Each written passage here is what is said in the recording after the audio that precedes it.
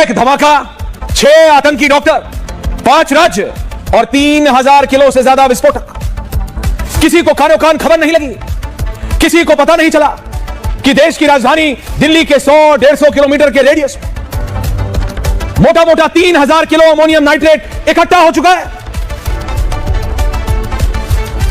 हम बात करते हैं आतंक का कोई धर्म नहीं होता, लेकिन आतंकी ज्यादातर एक ही धर्म के होते हैं। मैं कह रहा हूं बात उससे बहुत आगे बढ़ गई है।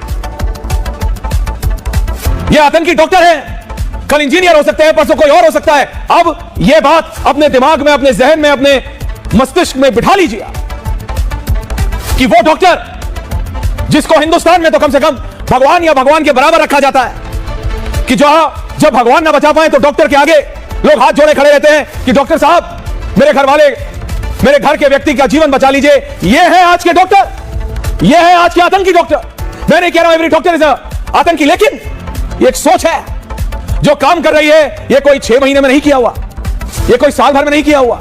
इसकी प्लानिंग, इसका षड्यंत्र कम से कम 5 से 6 साल से रचा जा रहा।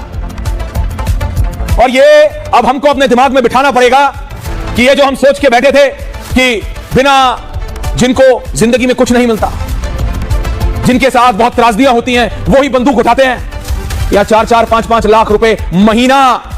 अभी बताऊंगा किसको कितना, जरा तस्वीर चला दीजिए। इन 6 में से 3 को 4 लाख रुपए महीने से ज्यादा मिल रहा था। कोई डॉक्टर है, एक्सपोजर, विदेश घूम के आए हुए। ये नॉर्मल प्लॉटिंग नहीं है। आज तक यही बताया गया था कि वही आतंकवादी बनता है जिसके साथ बहुत प्रताड़नाएं होती हैं, जिसके परिवार के साथ बहुत दिक्कतें होती हैं, जिसने कभी कुछ देखा नहीं, जिसको एक्सपोजर नहीं मिला, जिसके ऊपर सरकारी, जिसके ऊपर सामाजिक बहुत ज्यादा त्रासदियां होती हैं, जिसको बहुत प्रताड़ित किया जाता है। यहां कौन सी प्रताड़नाएं थी? डॉक्टर बने, लोगों की जिंदगी बचाने की कसम खाई और ऐसे बचाई जिंदगी। और आज एक और सवाल है जो पूछता हूं मैं और पूछता है भारत, कि आज तक, अभी तक हमने जिस भी आतंकी के घर परिवार वाले से बात की है, वो हमेशा ये बोलते हैं कि ये 2 साल पहले घर छोड़ गया था, ये साल भर पहले घर छोड़ गया था। बहन बोलती है भाई मुझे नहीं पता कहां था, मां बोलती है बेटा मुझे नहीं पता था, बाप बोलता है मुझे नहीं पता मेरा बेटा कहां था, भाई बोलता है मुझे नहीं पता मेरा भाई कहां था। आज इनको एक्सपोज करना पड़ेगा, आज इनको एक्सपोज करना पड़ेगा। पूछता हूं मैं आज आपसे, क्या इसके बाद जम्मू कश्मीर से आने वाले हर डॉक्टर के ऊपर सवाल नहीं उठाएंगे लोग?